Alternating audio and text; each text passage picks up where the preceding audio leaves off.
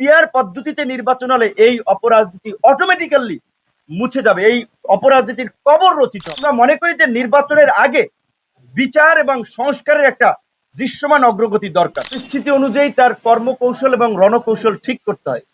রাজনীতিতে কিংবা দেশের পরিস্থিতিতে বিভিন্ন ধরনের মেরুকরণ হচ্ছে, বিভিন্ন ঘটনা ঘটছে, তার প্রেক্ষাপটে আমাদের অবস্থানও পরিবর্তন হতেই পারে, এটা স্বাভাবিক। সরকারের অবস্থানটা দেখেন, সরকার শুরুর দিকে বলেছিল কিন্তু যে তারা ডিসেম্বর থেকে জুনের মধ্যে এই জাতীয় নির্বাচন দেবে। সেইখান থেকে সরকার আবার রাজনৈতিক দলগুলোর সাথে আলাপ আলোচনা সাপেক্ষে তারা আবার বলেছে এপ্রিলে নির্বাচন দেবে। আবার তারা বাংলাদেশের একটি প্রধান রাজনৈতিক দল তার শীর্ষ নেতার সাথে দেশের বাইরে মিটিং করে বলেছেন ফেব্রুয়ারিতে যদি বিচার এবং সংস্কারকে এগিয়ে নেওয়া যায় নির্বাচন দিবেন।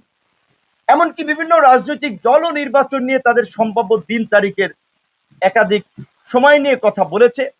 আমরাও বলেছি যে সরকারের পক্ষে যদি সম্ভব হয় পরিবেশকে গুছিয়ে আনা, সংস্কারকে এগিয়ে আনা, বিচারিক প্রক্রিয়ায় অগ্রগতি করা, তাহলে তারা ডিসেম্বরে নির্বাচন দেখ, জানুয়ারিতে দেখ, ফেব্রুয়ারি দেখ, সেটা নিয়ে আমাদের কোনো রিজার্ভেশন নাই। কিন্তু আমরা মনে করি যে নির্বাচনের আগে বিচার এবং সংস্কারের একটা দৃশ্যমান অগ্রগতি দরকার। তো এই যে গত কয়েকদিন ধরে সংস্কার কমিশনে আলাপ আলোচনা হচ্ছে, আপনারা তো দেখছেন একই বিষয় নিয়ে একাধিকবার দফায় দফায় আলোচনা হচ্ছে। কোন রাজনৈতিক দল তো এইটা তার লাগবে, কোন রাজনৈতিক দল এইটা না হলে তারা সংস্কার মানবে না। বিভিন্ন ধরনের চাপ এবং প্রেক্ষাপটের কারণে ঐক্যমত্য কমিশনও কিন্তু তার জায়গা থেকে সরে আসছে।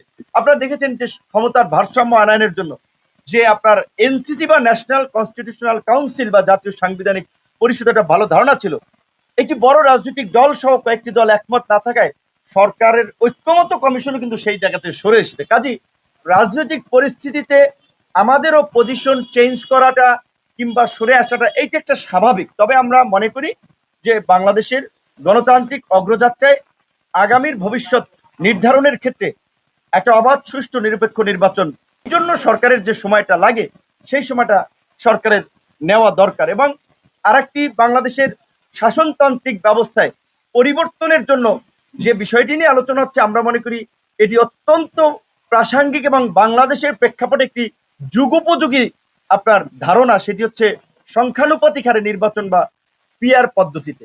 এখন আমাদের দল 2021 সালে যখন আমরা ঘোষণা করি, এখন দেখা যায় বাংলাদেশের স্বাভাবিকভাবে একটি বড় রাজনৈতিক দল সহ তাদের অনেক মিত্ররা পিআর পদ্ধতি চায় না। তাহলে এখন আমি চাইলে তো হবে না।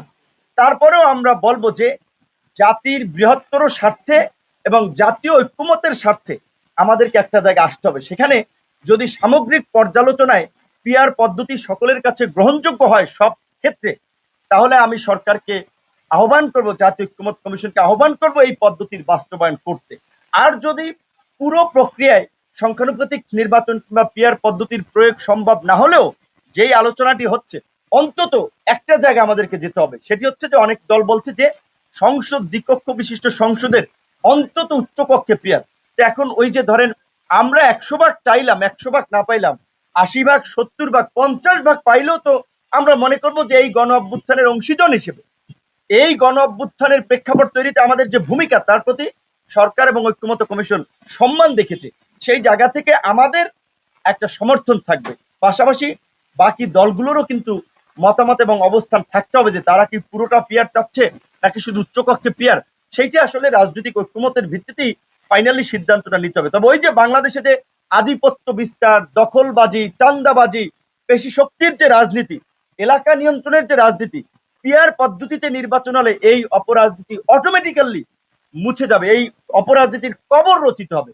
সেই ক্ষেত্রে তো অনেকে চাবে না। পিয়ার পদ্ধতিতে যদি নির্বাচন হয় আধিপত্য বিস্তার থাকবে না। এই যে দীর্ঘদিন ধরে আমাদের সুশীল সমাজ স্থানীয় সরকারকে আপনার ক্ষমতায়ন করার জন্য আপনার উন্নয়ন কর্মকাণ্ডে এমপিদের যুক্ত না হওয়ার জন্য যে কথাগুলো বলছে, পিআর পদ্ধতিতে হলে উপজেলার চেয়ারম্যান, ইউনিয়ন পরিষদের চেয়ারম্যান তাদের ক্ষমতায়ন হবে, তারা উন্নয়ন কর্মকাণ্ডে ব্যস্ত থাকবে, এমপিরা আইন প্রণয়ন নিয়ে ব্যস্ত থাকবে। এমপিদের কাজটা আসলে পাবলিক টয়লেট উদ্বোধন করা কিংবা 5 লাখ টাকার সড়ক উদ্বোধন করা না। এই ক্ষেত্রে স্থানীয় সরকার শক্তিশালী হবে। পিয়ার পদ্ধতিতে নির্বাচন হলে আমাদের যে কেন্দ্র দখল, সিল মেরে একজনে কেন্দ্র দখল করে জিততে চাওয়ার প্রবণতা, এইটা থাকবে না। হানাহানি মারামারি রাজনীতি থাকবে না। তারপর নির্বাচনে যে কালো টাকার প্রভাব, ভোট কেনা, কে এমপি হবে এটা তো কেউ জানবে না, কাজে এই কালো টাকার প্রভাব থাকবে না। পিআর পদ্ধতিতে সুবিধা, এই অসুবিধা দুই একটা হলেও অনেকগুলো সুবিধা আছে, সবাই বিবেচনা করুক। আমরা ইস্যুটা তুলেছি, অন্যান্য দলও এটার সাথে আছে, সবাই আলাপ আলোচনার প্রেক্ষাপটে যেই সিদ্ধান্ত হয় আমরা সেটাতেই একমত।